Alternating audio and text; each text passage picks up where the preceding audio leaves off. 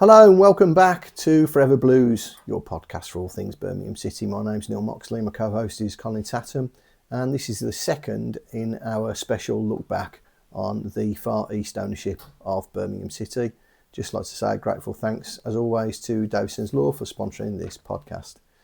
The story so far is that Birmingham City have been taken over by a company called what are they called? Trillion Trophy Asia, wasn't it? I think really, I'm starting to lose track. I'm already, mate, to be honest. TTA. TTA. Yep. So they've taken over, and you just for full transparency by this time, you were actually on the inside of the club, working as the media communications director, whatever. What were you? You can call me director if you want. Head of Media and Communications. Head of Media and I went in at November 2014. My last game covering Blues for the Birmingham Mail was Birmingham City 0, Bournemouth 8.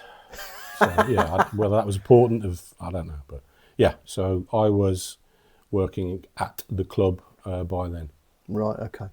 So what sort of, what was your initial sort of as you were inside the tent, as it were? What was the sort of mood, and what was as to what was coming? I mean, was there any sort of increased transparency, or was there any heightened level of excitement, or the fact that these people might be able to transform the fortunes of the club for the better? No, I mean, I think it was pretty similar for people on the outside, as it were, looking in as well. That I think we were all wondering what's to come, what's next, because obviously the checkered recent history of the club and under Far East ownership wasn't great. So was it going to be more of the same? And of course, it threw up different personalities, and also, although we weren't aware, people were inside the club at the time, the influence, there was a hand on the tiller, which people didn't really know about until, certain people did a bit of digging and a bit of investigative journalism about the mysterious Mr. King. Yes. Who was basically was calling the shots, even though, as we said, Trillion Trophy Asia renamed the sort of changed the name of BHL to Birmingham Sports Holdings, the parent company. TTA basically had the main stake in that. They were running the club. Paul Swen, the figurehead. It was Mr. King Wang Yao Hai. I'm very bad on. I do apologise on my Chinese pronunciation. Who was basically calling the shots, but obviously we didn't know at that time. So yeah, things, things rolled on, and obviously the Gary Rowett dismissal, Gianfranco Zola. That was the sort of first influence, and the elements of that are under the banner of TTA.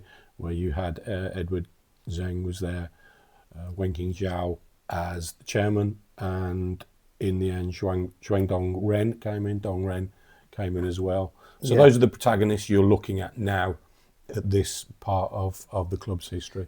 But they actually came in, and obviously we had the chaos as per usual of the three managers situation with respect to Gary Rowett, Gianfranco Zola, then Harry Redknapp. But at the end, in that summer, they'd actually, of summer of 2017, they'd actually come in and spent a considerable amount of money on trying to write the fortunes of the football club, hadn't they?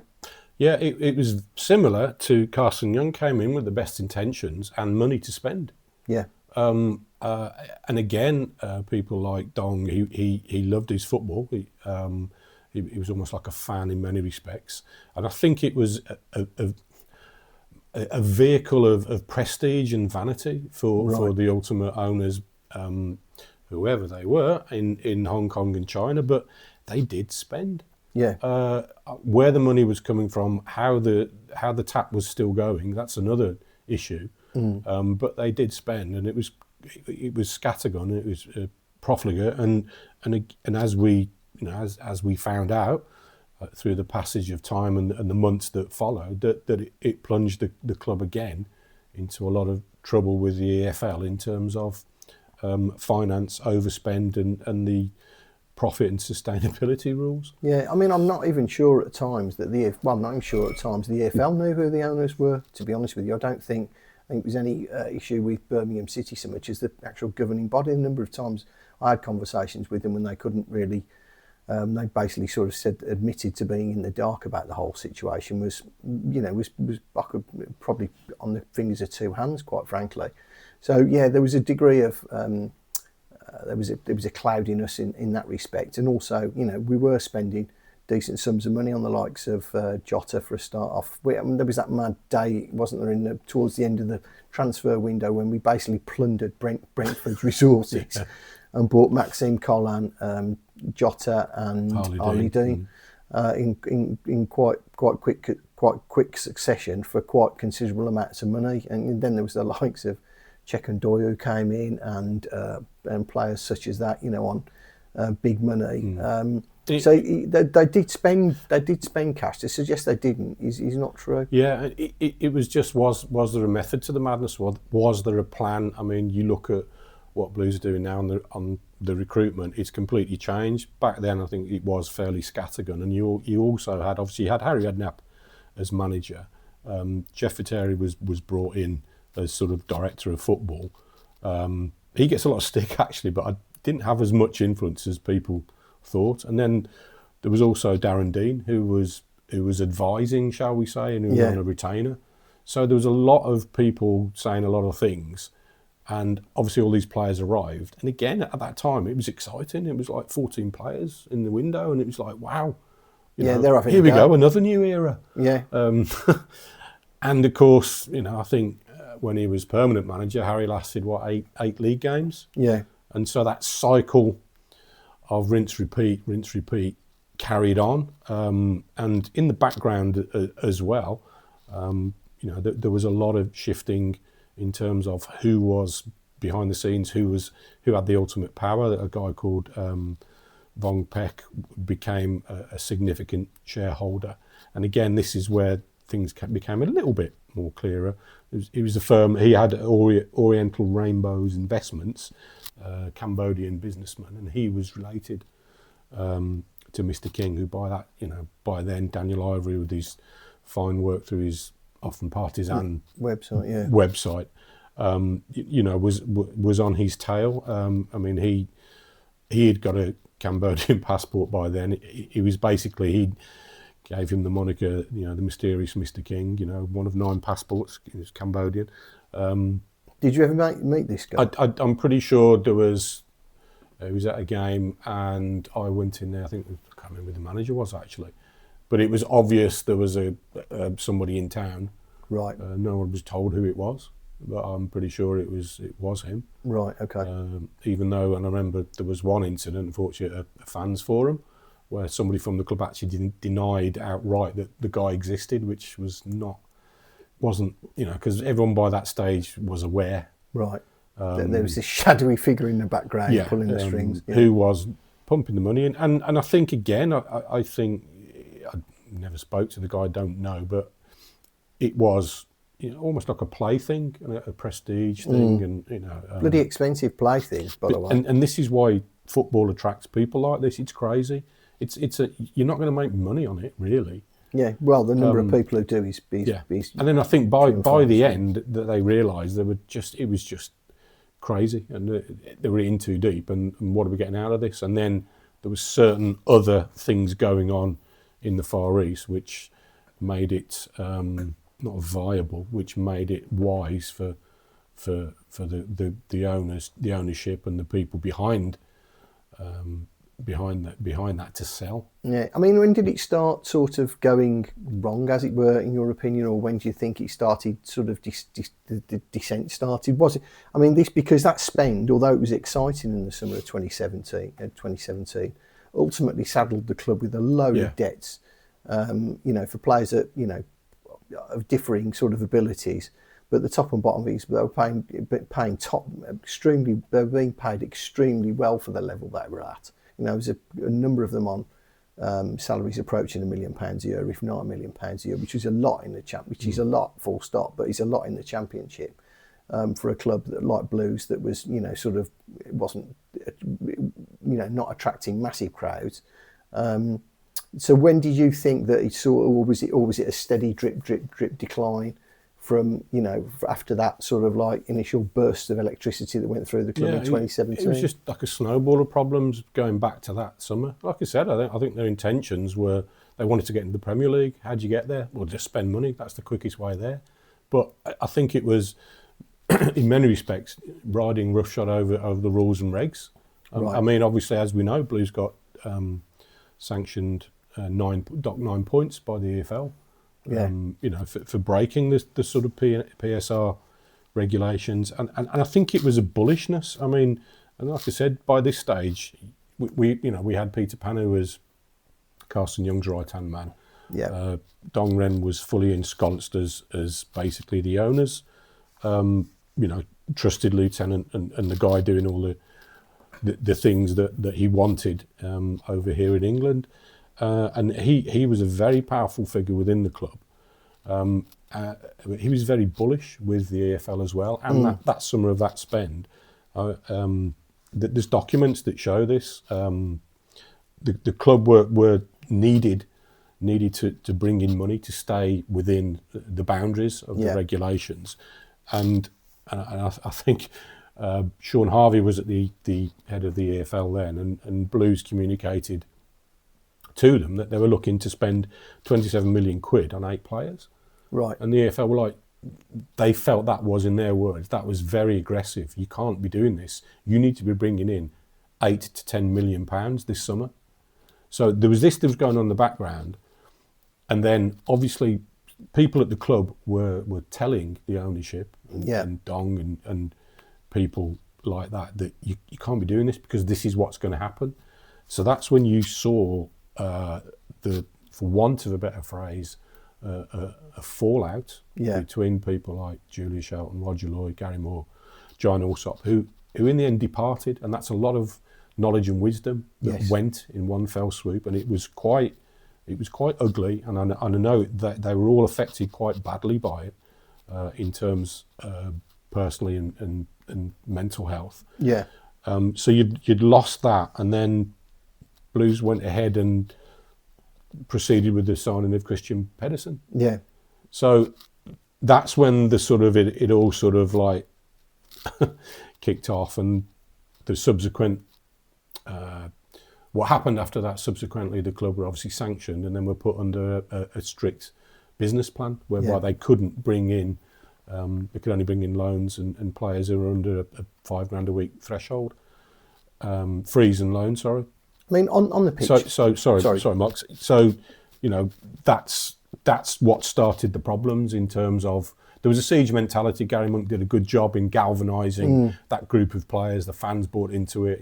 They're anti-EFL, but the club were bringing the problems upon themselves. Right. And when you're on the inside, it's very hard. You can say things. You could probably advise on this, that, the other, but it's very hard if people are set on their ways to do things. Yeah. So it was a very tough time for a lot of people who worked there as well, not excusing anything in any way, shape or form. But going back to your original question, that the problem sort of snowballed from there. And as we saw on the pitch, it was just escaping relegation season upon season, having monetary problems. And also sort of, the decisions in terms of the churn of managers never helped either. Yeah, I mean, going through them sort of one by one, mate, what do you think they did have a realistic shot at success in terms of Steve Cottrell's, the Gary Monks, the Pep Clotets, the Karankas? I mean, Lee Bowyer, sorry, and then Karanka. I mean, were they all saddled to a large extent with the overhang of these players coming in on too much money and probably not sufficient quality to get the club out of the Championship, and then the club not being able to build up that, which would have been okay if the club were able to build upon that, but they weren't able to, were they? Yeah, that was always, like you said, the overhang. That was always the baggage that was carried around by the managers, and obviously the appointments they didn't work. The managerial appointments didn't work, and then you had the situation with Gary Monk, who basically fell out with the ownership and the board. So again, that, and in turn, Gary Monk was a popular figure at that time with the supporters. Yeah. So again, you've still got that rancor in terms of fans are not happy with what's going on, and that's when a lot of the supporters groups, as you know, really started to galvanise and come together to demand a change around about sort of after lockdown, around about 2022, 2021, 2022. That's when it really kicked in, and people had enough with how the club was being run by BSHL. Yeah, I think it sort of manifested itself in a number of different ways. I mean, people can smell when things aren't being done and due care and attention isn't being given to organisations. You know, I think you've seen. We saw it for years and years and years. I mean, my brother's got a season ticket in Gilmerick, and he swears blind to me that there was a dripping tap in there that just was dripping for like 6 years, and nobody took any notice of it. It was dripping on the day they came, and it was dripping on the day they went. And you know, and loads of water, to continue the analogy, had passed under the bridge. But the core care that owners need to take of football clubs, which is away from, you know, what goes on the pitch, there still needs to be upgrades. There still needs to be the feeling that the thing's being driven forwards, whether it's a lick of paint, whether it's a new area, whether it's this, that and the other. There's small wins you can do without spending a lot of money, which at least show that there's a little bit of care and attention being paid to it. And I never got the feeling at any stage that they were doing anything other than the bare minimum that they needed to. Yeah, I think that's a fair point. And obviously you just look at what happened when they found out the state of the Cop and Tilton stands. That was just I got threatened with that. I got threatened over that. That was just, you know, left, wasn't it? So what happened in terms of what was the blowback to you? Well, the blowback to me was, don't write the story or else. So I said, or else what? And they went, well, or else you'll see, basically. And then I wrote the story and got a message back saying, don't do that again, or we'll issue legal proceedings. I wasn't there. No, you weren't there. No, it was your successor. Yeah, I was. Yeah, who was acting under orders. So I don't hold him accountable. But I did send a message back to the person that had issued the order saying, you know, I don't know whether or not it was communicated, saying, look, don't threaten me. Either issue me with proceedings, or don't issue me with proceedings, but don't threaten me, because I'm just not interested.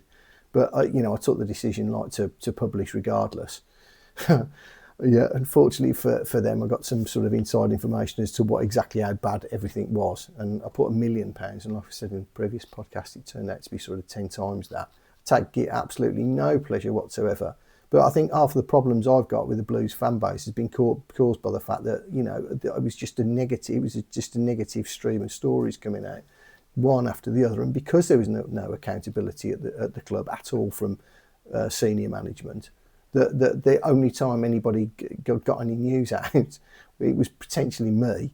And I was the one who stuck the head above the parapet. So I'm basically the bearer of bad news relentlessly. So I'm getting pelters from everyone.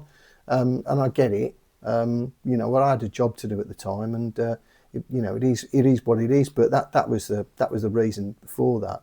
And then obviously, it's sort of kind of all just moving away from my own personal situation. It sort of kind of unravelled towards 2020, just after, it was around about COVID, wasn't it? It was just after COVID, really, when everything sort of unravelled into that. Press conference on the car park with MaxCo and there's a lot more that went on prior to that. That was obviously came after a lot of the fan process and Dong again. You look at like I said, there's always powerful figures at the club, and he was such a powerful driver of everything that happened. Yeah, he was the boots on the ground. He was there from June. Just look at my notes. 2017. He resigned May 2021. Yeah. So he was, doing a lot of things on behalf of the owners, but he was the figurehead. And I always remember then, I was at the club when he came in. He came in as director after a few of the others, and I always felt that Edward Zeng wanted wanted the sort of top job to be the right hand man to Mr. Zhao, the chairman. Or and I always remember once there was a sort of like a management meeting called where Edward basically told everybody that one of the better phrase, that Dong's the main man, everyone listens to him, all hail Dong. Right. So there's something had gone on where he'd said, I'm like MD here, you're not. Right. You know, bend the knee type thing. Right. So there was a bit of a power thing there. Edward was a decent guy, again, enthusiastic. Was he a football administrator? Was he cut out for that the position he was in? Probably not. No. So Dong had a lot of influence and sway, and I think he basically the managerial choice of Aitor Karanka was in effect the last throw of the dice for him. Yeah. with the owners, with the ownership and Zhao, and he so much wanted for Karanka to work. He threw everything behind it, and he was sometimes like a puppy dog following him around. Yeah. At times, and that did not work. And obviously, once he resigned, there was a lot of things also going on which were found out in terms of the infamous company credit card. Yeah. Been spent on Gucci and stuff, and the Netflix and what have you. So yeah, again, you had strong personalities who were tough to work for, difficult at times, also could be charismatic in their own way, pretty much like Carson Young was and Peter Panu was. But yeah, it was a tough period for the club with the people running it as they did. Yeah, I mean, there was all those stories, weren't there, about, there was stories about him kicking off in our own boardroom, weren't there? I think after a game against Millwall, there was a story about him kicking off with the referee down at Cardiff. Yeah, look, I mean, you know, I don't, you know, it's a passionate business, and when you've got that pressure on your shoulders, I don't necessarily blame him for that. It's, you know, but there are nuances in football that people who don't really understand it when they're on the outside, and it's why we see so many people come into the business, and we have done over the last 25, 30 years. In fact, yeah, particularly since the money's gone up. I've made a load of money at X, you know, therefore I should be able to run a football club. Don't work like that. You know, there's all sorts of, you know, differing, you know, needs, wants, motivations, jealousies, the backdrop of the finances. There's all sorts of things that go into the mix, and unless you're across all these things and understand them implicitly, I think it's really difficult for people who have just been parachuted in to sort of assume that they know it all and can run football clubs, you know, from day one with, you know, unless you've got a shed load of money, you know, and are able to cover up mistakes with money, which does go on and has gone on, you know, ever since time immemorial, really, in a variety of different organisations, but particularly in football, then you're pretty much on a hiding to nothing. And I'm not excusing the things that Dong Ren did by any stretch of the imagination, but I do think that the lack of nuance, the lack of understanding, you know, was probably, you know, and it's epitomised really by the whole, you know, sort of overspend on during Harry Redknapp's time in charge. In my opinion, it took the club 5 years for that to fully flush through, and for Birmingham City to be in a position where the last of those sort of like players had gone. I'm not talking about Maxime Colin. I thought gave wonderful service to the club, to be honest with you. You know, to flush itself through and get us to a position where, you know, we could start to rebuild again. So what was it like working for Dong, Col? Interesting, challenging. He was intense. He was like I said before, in his own way, he could be sort of charismatic. He could be quite funny at times, but yeah, it was. Oh, yeah. I always remember as Panos Pavlakis was leaving, shall we say, he said he said to me, he said, watch your back with these, because they've done me, and just watch out, because they'll and they did me in the end. You know, 6 years of work there, and then the last two were I wasn't sure if I was working there, I was on gardening leave or what. It was in a legal issue, and that was a horrendous time. But that's by the by. I won't be the first, won't be the last to go through something like that. But yeah, there was never a dull moment. I mean, there was, I don't know, one example I'll give you that. I remember that it's one of these, like, must have been joint accounts, that somebody, a tweet from the club X account, or Twitter account, not a tweet, a like. Somebody had liked from the club account the fact that Leeds had won at Brentford, I think it was.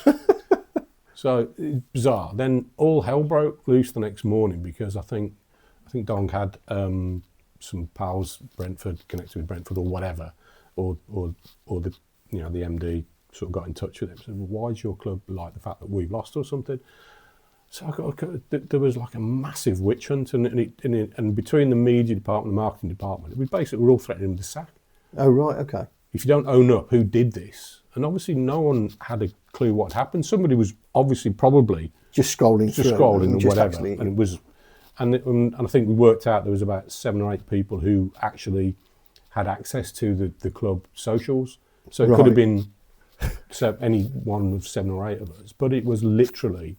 Basically, we're all going to get sacked.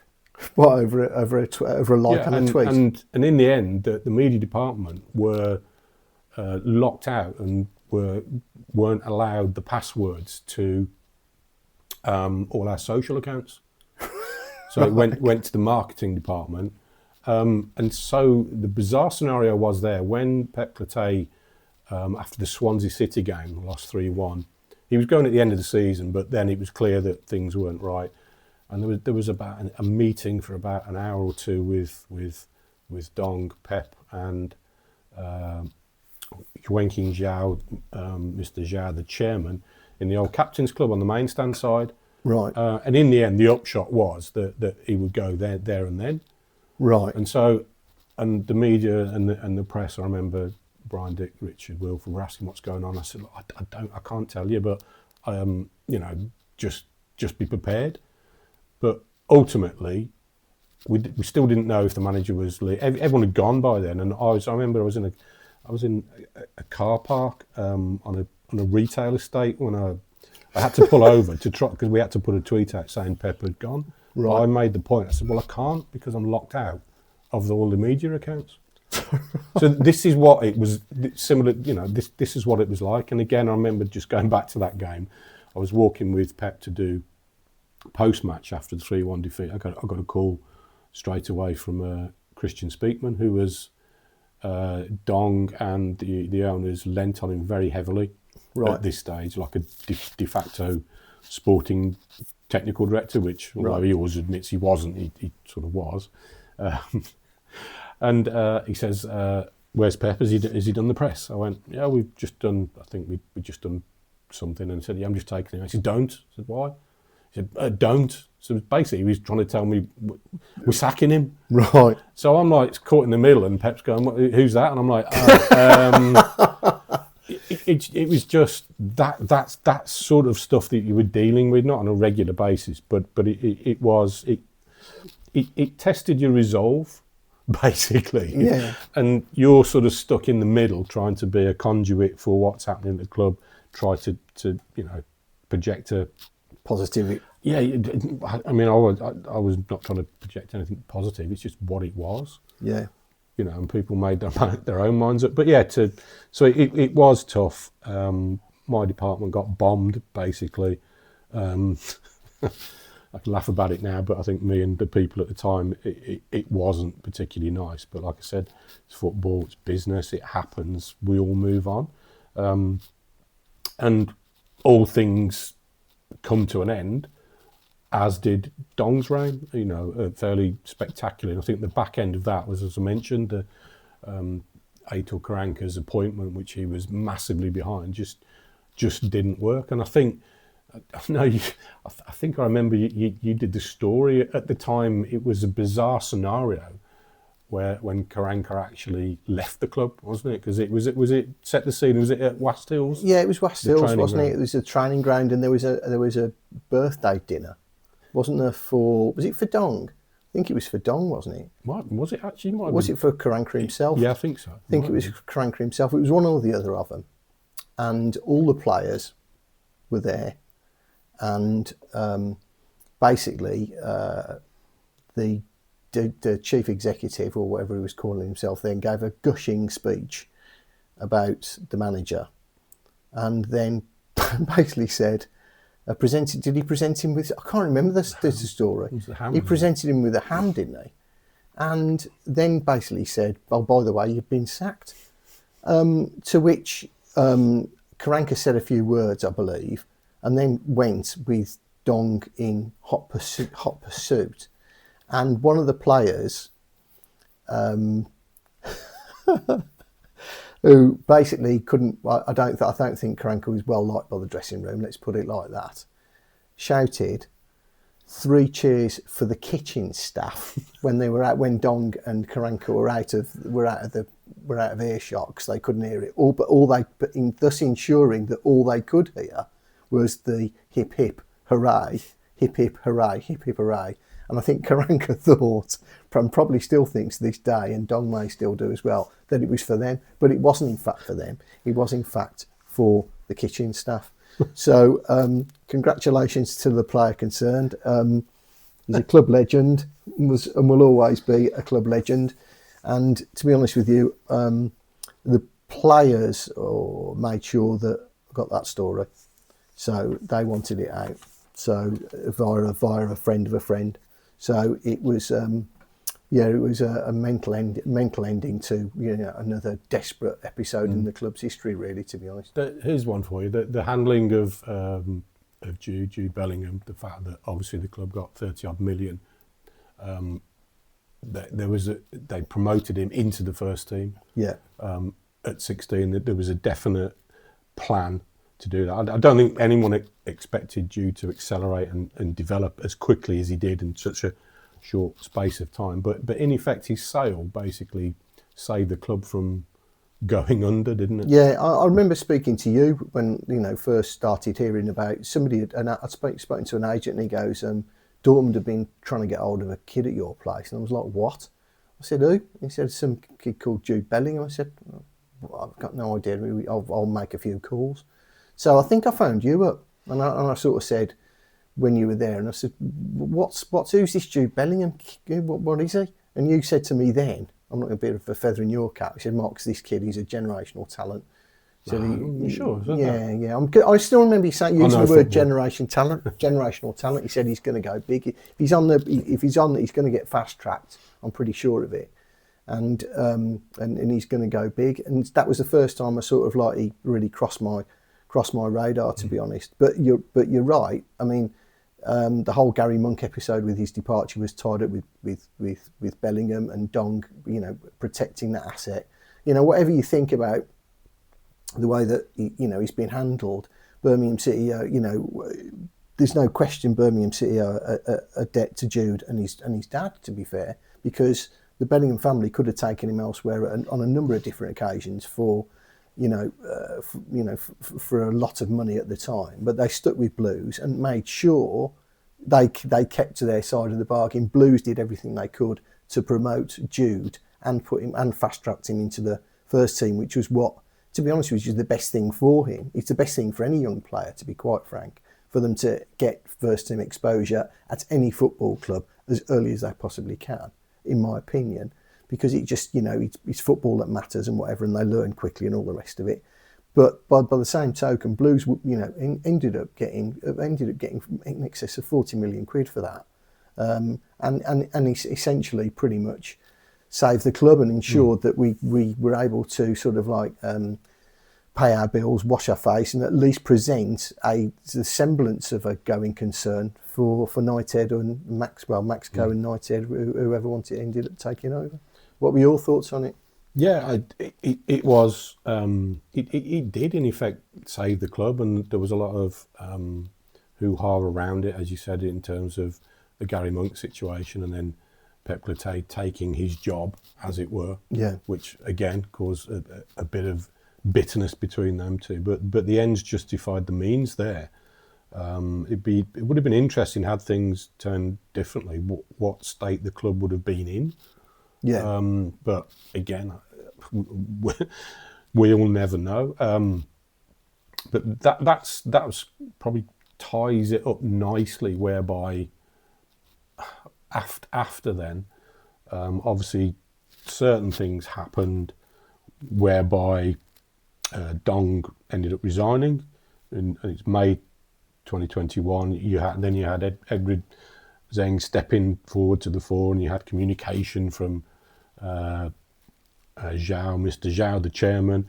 There's a bit of a restructuring. Ian Dutton became MD, but there was still a lot of fan protests at that time, wasn't there? They really did step up because people had literally had enough of everything. I mean, obviously there was a long campaign to get Dong out, wasn't there, in BSHL. I mean, and I know you and many others, I mean, and the supporters out there were, you know, so many people tried to do so many things for the good of the club, which shouldn't go unforgotten. But I know there was that one. There was one game, wasn't there, which I think you sort of let slip that you may have been behind a certain protest. But there was Christ, if Nathan Jones sees this, we're in trouble. There was Who's we? Well, there was a group of of blues fans, and it came from I was one of them because I obviously got influence in the media. But there were several others. It's not fair because I've not spoken to them, but we're on the Zoom call, sort of working out the best way to make public a protest. And my wife, as everybody pretty much knows, is a mad Coventry City fan, and they'd gone through their own issues, and Charlton were going through their own issues. And I think one game down at the Valley, I think the fans of both clubs stopped it by one chucked on plastic pigs' heads, and the other one chucked on tennis balls. And I said, well, let's do the same. Let's nick that idea, and let's do the tennis ball protest for the Luton game.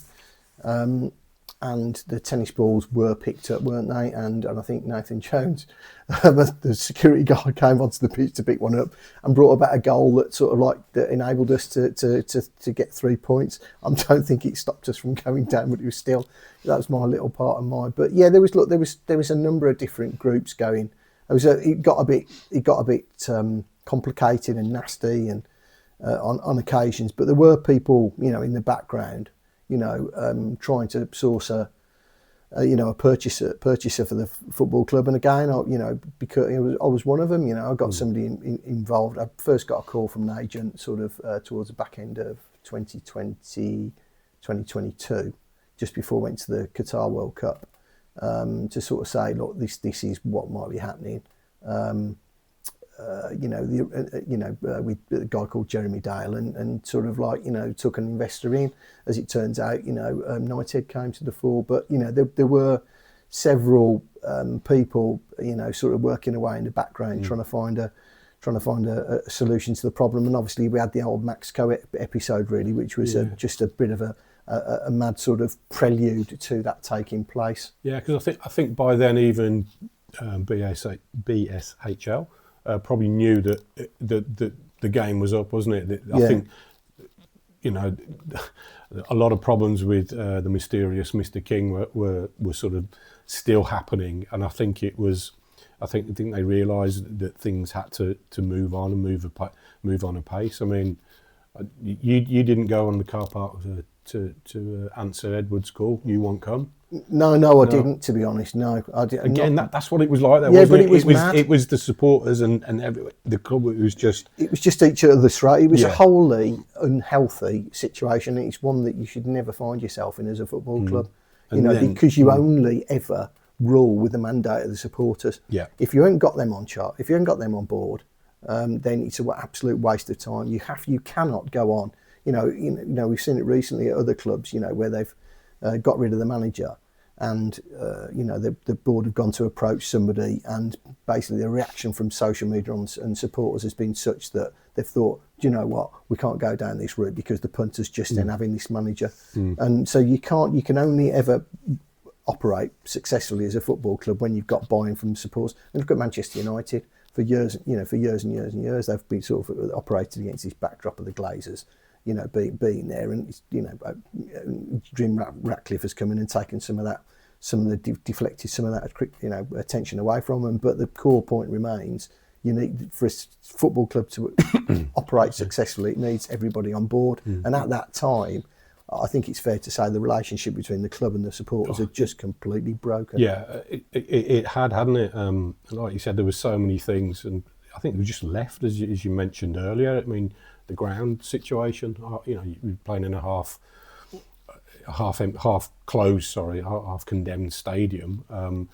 Season on season, just avoiding relegation. There's lack of sort of communication and recourse and what have you. And again, I mean, that just jogged my memory there. I mean, again, another crazy example of what it was like. If you remember, the stadium was actually sold to a company, and it included a lady called Mrs. Kang Ming Ming, who was a Taiwanese cleaner. So there was all sorts like this going on, and it was coming probably to either some final type solution. Well, it had to, didn't it? I mean, it was going that way, and then and then you're going. So a year before Knighthead Capital took the club over for all intents and purposes, with that initial shareholding, you had MaxCo coming in July 2022, the famous or infamous Cop car park press conference. I mean, again, from a media perspective, I mean, what was the view? What was that like? Well, it's chaotic, isn't it? I mean, you've got, I mean, what right thinking football club, or people who are meant to be running a football club conducts an interview on the car park? I mean, it's just it's just crazy. I mean, did they have access to the club at the time? I mean, I just don't know. I mean, I get the feeling very much that they were paying the bills and trying to find the money to buy the football club, and that was the deal that was struck in terms of, well, you come up with the money and you pay the bill, you pay the bills for now, and we'll let you run it. Well, on the Football League went, hang on a minute, what's going on here? And then and they basically, as much as anybody, sort of like tried to shine that, but as they should, as the ultimate governing body for the professional clubs outside the Premier League, shone a light on it and said, but this can't happen, by the way. Yeah. And it was just another dollop of just crazy,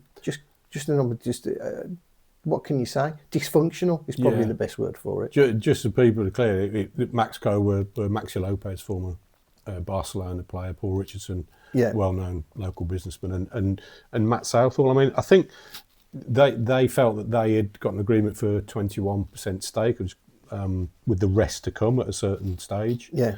But in effect, I think they probably spent about £8 million running the club for a number of months, and the Chinese ownership just you carry on doing that. Part of me felt a little bit sorry for. I mean, I don't think that the part of me still feels a bit sorry for Paul Richardson, because he came in. I still think he came in with the best of intentions and just and was led to believe the money was forthcoming, and then it didn't turn up, and. So I've got, and I don't, he's a Blues fan. I think he tried to get on the, but he was on the board when Sullivan and Gold were initially. Long time back. Long time ago. So to a certain extent, I don't blame him for trying to do it. But I just, it was completely dysfunctional the way it was handled, and it took, people with, an army of lawyers and extremely deep pockets and iron determination, iron will to sort of like cut through this in the end and bring it to a conclusion. It was just a, and that's obviously, Knighthead, when. And like you said, the EFL sanctioned the three individuals I mentioned and suspended them for football for 1 and 2 months and what have you, because basically they hadn't done the fit and proper persons test, the directors test, but they were running the club in effect. Yeah. And I know they pulled out before the club put a statement out saying they didn't come up with the money. They were saying that the goalposts had changed in terms of what BSHL wanted. So again, it was all unseemly, all a bit messy. Yes. And another almost a postscript on the Chinese Hong Kong Far East ownership of Blues, because as you mentioned there, at the time when that went belly up, and they were sanctioned, the club did put a statement out that they were having talks with another group, and as it turned out, as it transpired, months later, probably in the July 2023, there was an agreement with Knighthead Capital. I mean, I know you were very much not involved in that, but I know you know a lot that went on. How difficult was it for the people at Knighthead? And I know you mentioned you were part of a group including Jeremy Dale originally. How difficult was it to actually get something done? Well, it was horrifically difficult because of the share structure that was in place. Don't ask me to go through it, because I didn't understand it then, and I don't understand it now. And I think that's been evidenced by the fact that it's taken Knighthead 2 years to finally conclude the purchase of it. So that we've had all these mechanisms in place and all these caveats and triggers and clauses and whatever other legal means that they've got at their disposal to make sure that all the I's were dotted and all the T's were crossed, so that the ownership of the football club would fully pass to them. It was quite a difficult deal to do from that point of view, but it was more to do with the fact that I don't to this day know who the ultimate decision makers were in China or in the Far East or wherever they were, and I think that was, as much as anything, slowed the process down and made it more difficult than it was. It was very difficult to get. Opaque. It was difficult to get. Difficult to try and work out who where to go. So I think Craig Gardner played a big part in sorting that in the end, in terms of being a conduit to the Chinese and the decision makers. A lot of it went through him, but again, it took time to get the a request out there, then time to get back. Not helped by the 8-hour time difference and whatever, because when when you're closing up in China, you're just waking up here. So it was it was long, it was lengthy, it was difficult. I mean, look, at the end of the day, I think Knighthead came in, they tried to purchase a significant stake in another Premier League football club, and then this opportunity sort of like smacked them between the eyes. They liked what they saw, and then they, in true American style, they just went for it. And I think once they'd fired up the motor, everybody else who was interested in purchasing the club sort of like was forced to move out of the way, because it was quite clear that the big dogs were in town. Yeah, and I think it's well known now that was Spurs, that I think Daniel Levy was trying to get them to invest. Yeah. And they saw, the Spurs stadium, this, that, the other, but just felt it wasn't quite right. And then Birmingham City opportunity pops up, and it's like, well, hold on, we could build a stadium on land half a mile from the second biggest city in Britain from scratch. We can do whatever, a blank page, instead of investing £3 billion in Spurs. Yeah, I think we can have our own club or whatever. Yeah, I think it was £1 billion. Was it? Sorry. Yeah. And obviously, Blues, the eventual sale went through for whatever it was initially, for 35 million, wasn't it? 45 million something. I know they had some, but so it was a great opportunity. They saw it as a great opportunity, and to be fair, they've absolutely followed through with great one for actions, not words. And at the moment, they're pulling out all the stops, and hopefully we'll see the fruit of that next week when the stadium design's unveiled. Well, that's been I hope you found that interesting. It's probably been cathartic for Colin.